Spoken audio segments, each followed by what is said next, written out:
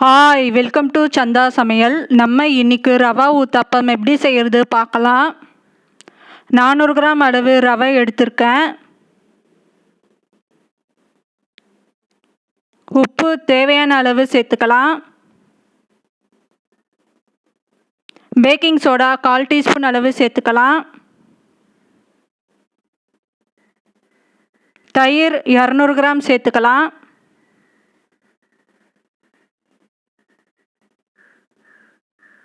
இப்போ இதை நல்லா மிக்ஸ் பண்ணிக்கலாம்.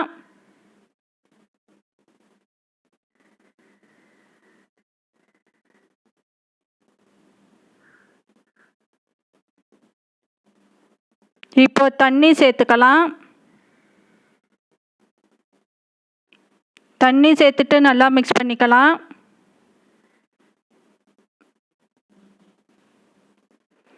தண்ணி இன்னும் கூட சேர்த்துக்கலாம். தண்ணி கொஞ்சம் கொஞ்சமாக சேர்த்து மிக்ஸ் பண்ணிக்கலாம்.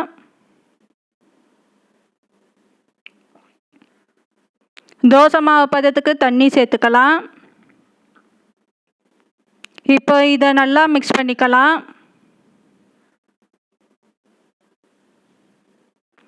இப்போ 10 நிமிஷத்துக்கு மூடி போட்டு வச்சிடலாம்.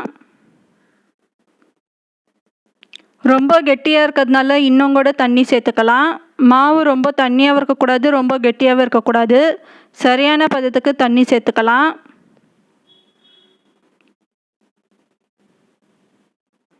இப்போ ஸ்டவ் ஆன் பண்ணி தவா வச்சுருக்கேன். தவா சூடானதும் எண்ணெய் சேர்த்துக்கலாம். எண்ணெய் சேர்த்துட்டு ஸ்ப்ரெட் பண்ணிக்கலாம்.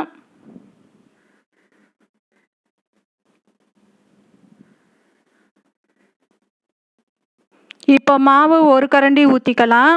ஊற்றிட்டு ஸ்ப்ரெட் பண்ணிக்கலாம்.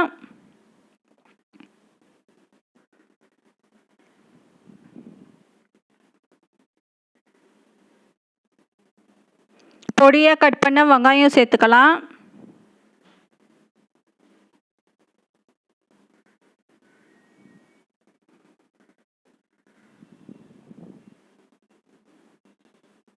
பொடியாக கட் பண்ண பச்சை மிளகாய் சேர்த்துக்கலாம்.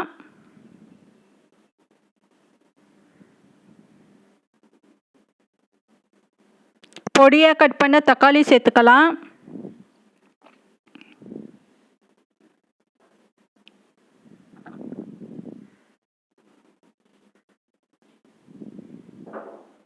துருவிய கேரட் சேர்த்துக்கலாம்.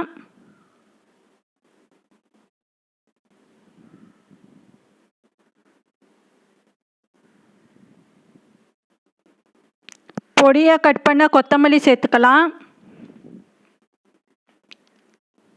இப்போ இதை ப்ரெஸ் பண்ணிக்கலாம்.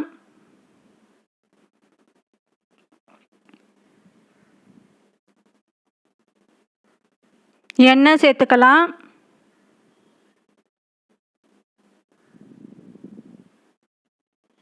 இப்போ இந்த பக்கத்தில் வேகணும்.